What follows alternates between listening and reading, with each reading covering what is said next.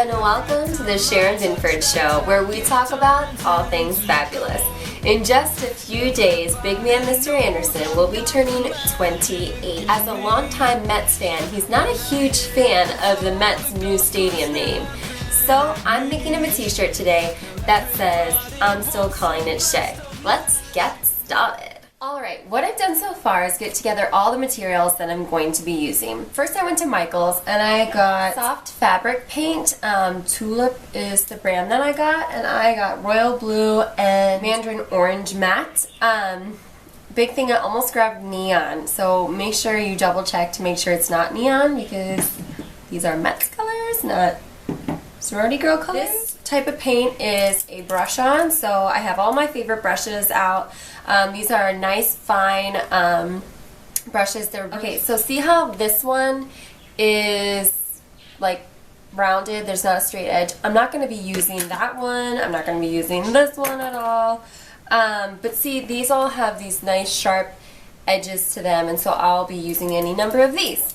So after Michael's, I hit up a men's clothing store and purchased a really nice t-shirt. It's like V-neck. I didn't want to get a craft store t-shirt because then it's really crafty. I only wanted this to be somewhat crafty.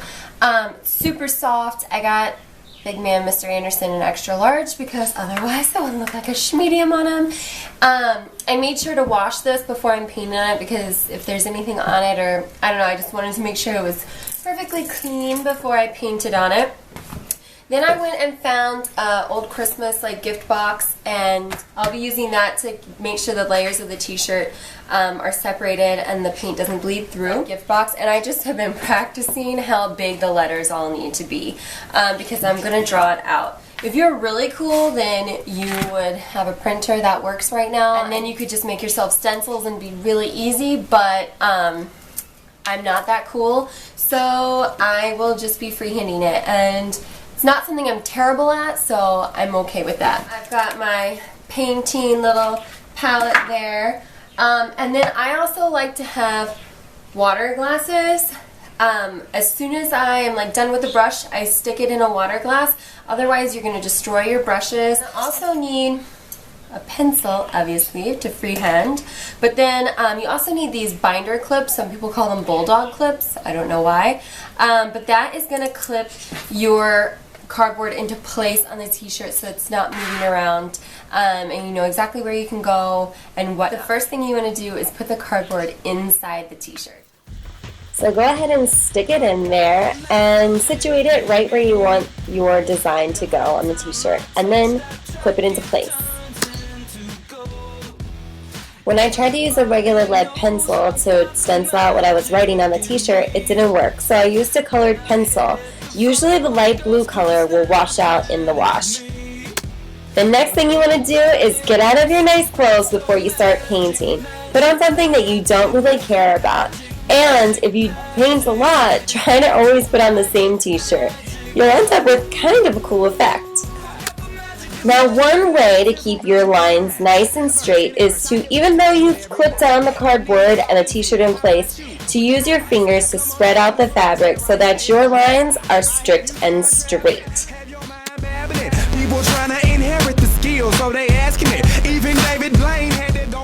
I want to give you an up-close view of what I do to keep my lines perfect. I put paint on the top part of my brush and then use the edge instead of just brushing down like most people would.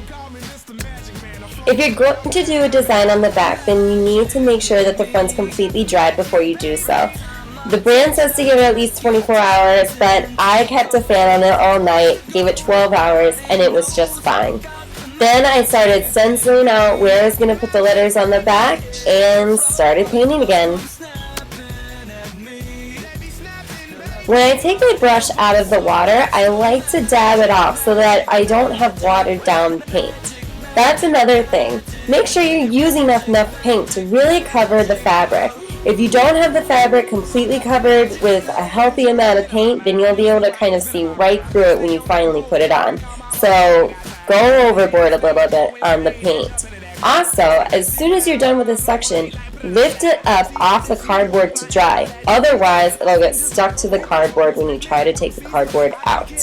I kept the design on this t-shirt pretty simple because it's for a guy. I didn't use bubble paint, I didn't use glitter, nothing like that. I just wanted it to be nice and clean and simple. If I was making a banner or something like that, I might want to outline each letter, but I'm not doing that because it's going to be right in front of you. Big man Mr. Anderson loved his t-shirt, and here are some pictures of him sporting it just the other day.